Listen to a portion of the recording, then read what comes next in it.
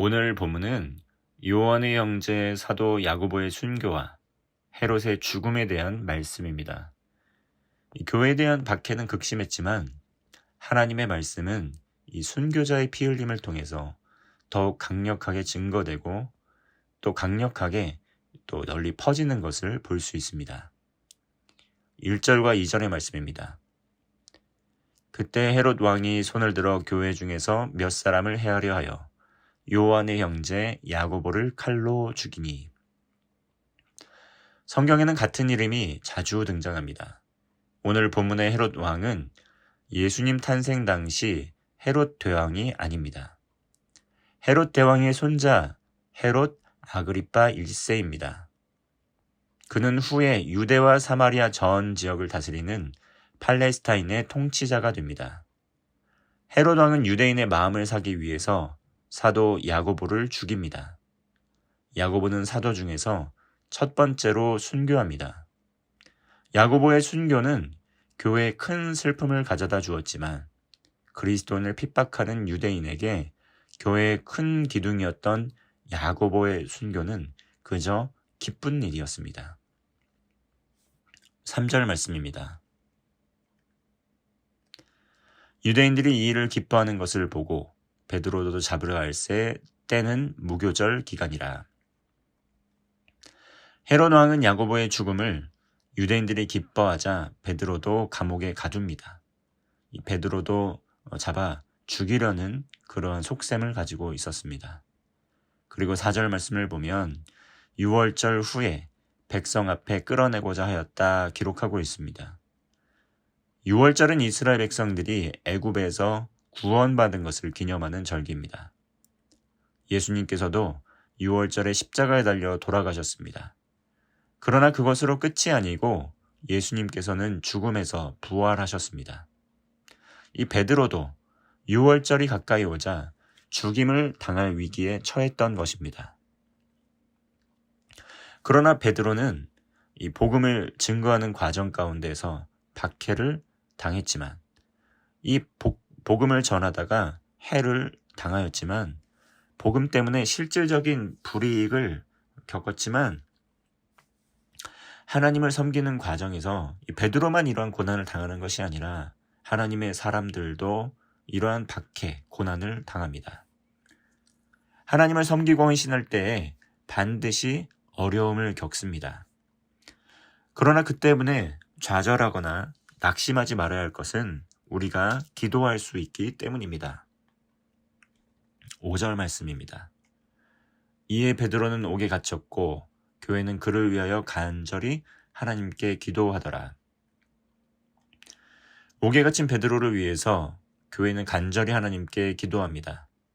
복음이 삶이 되는 제자의 삶을 살다 보면 믿음으로 인한 시련, 박해 반드시 뒤따릅니다.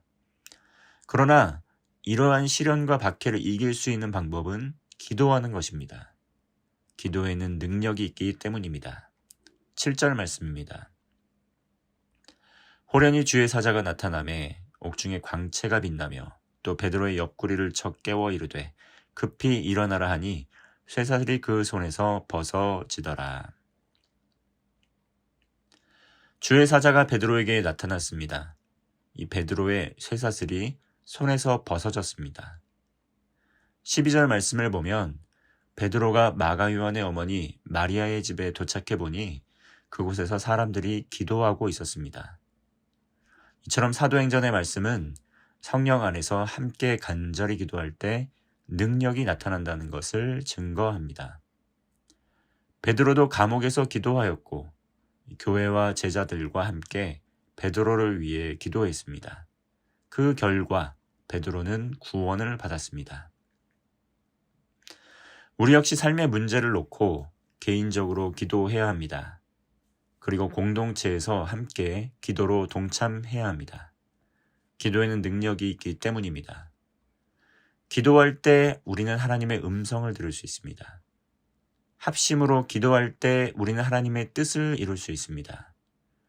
그러나 하나님을 대적하는 교만한 사람은 반드시 하나님의 심판을 받습니다. 21절부터 23절의 말씀입니다. 헤롯이 나를 택하여 왕복을 입고 단상에 앉아 백성에게 연설하니 백성들이 크게 부르되 이것은 신의 소리요 사람의 소리가 아니라 하거늘 헤롯이 영광을 하나님께로 돌리지 아니하므로 주의 사자가 곧 친히 벌레에게 먹혀 죽으니라. 하나님의 자리를 차지하려고 했던 헤롯, 영광을 하나님께 돌리지 않았던 교만한 헤롯은 벌레에게 먹혀 죽었다고 기록합니다. 갑작스러운 복통을 호소하면서 이 죽음을 맞이했습니다.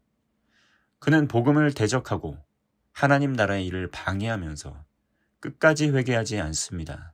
그 결과 헤롯은 이 비극적인 죽임을 당했다는 것입니다.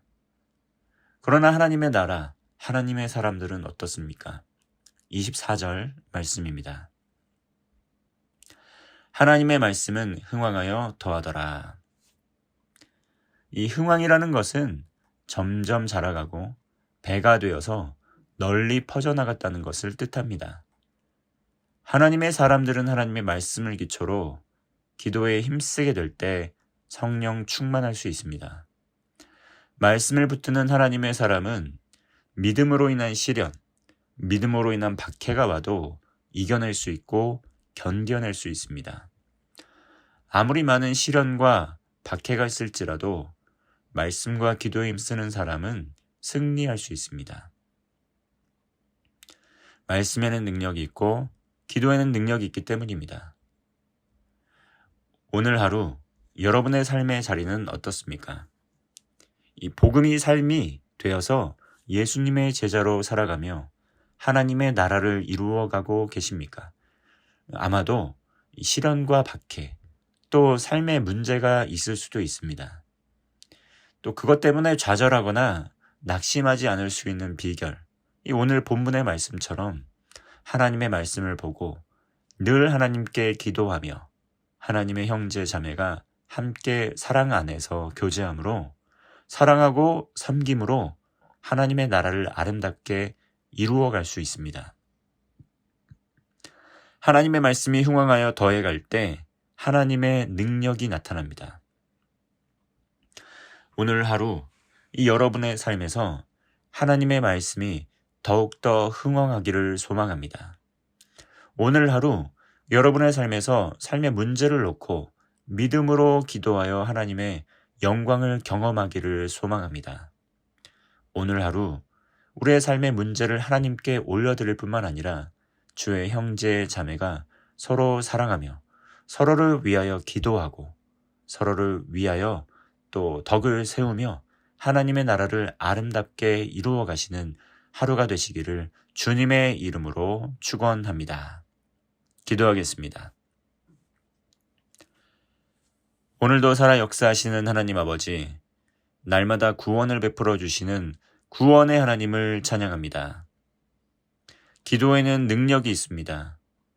베드로가 기도하였을 때, 교회가 함께 기도하였을 때 기적이 일어났던 것을 바라보게 됩니다.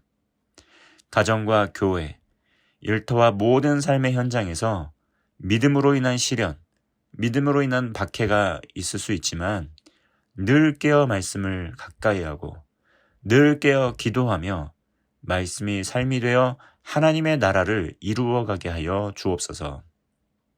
우리의 삶에 날마다 말씀이 흥왕하게 하시고 말씀이 자라가게 하시고 배가 되어 널리 퍼져나가게 하여 주셔서 주님의 뜻을 구하며 주님을 기쁘시게 하는 복된 삶이 되게 하여 주옵소서. 어디에 있든지 무엇을 하든지 우리 임마누엘 하나님과 동행하는 가운데 성령으로 충만하여 하나님의 나라를 아름답게 이루어가는 성도 되게 하여 주옵소서. 육신의 연약함 가운데 있는 성도들, 우리가 간절히 기도하게 될 때 주님께서 치료하고 회복시켜 주옵소서. 가정의 모든 문제 때문에 근심에 휩싸인 가정을 주님께서 어여삐 여겨주시고 하나님의 때에 하나님의 능력으로 삶이 변화되어 하나님의 영광 올려드리는 믿음의 명문 가정 될 수 있도록 주님께서 축복하여 주옵소서. 일터를 축복하여 주셔서 삶의 모든 자리에서 복음이 증거되게 하시고 하나님의 나라를 아름답게 이루어가는 복된 성도의 삶 되게 하여 주옵소서. 오늘 하루 모든 것 주님께 의탁드리오며 우리 구주 예수 그리스도의 이름으로 기도하옵나이다. 아멘.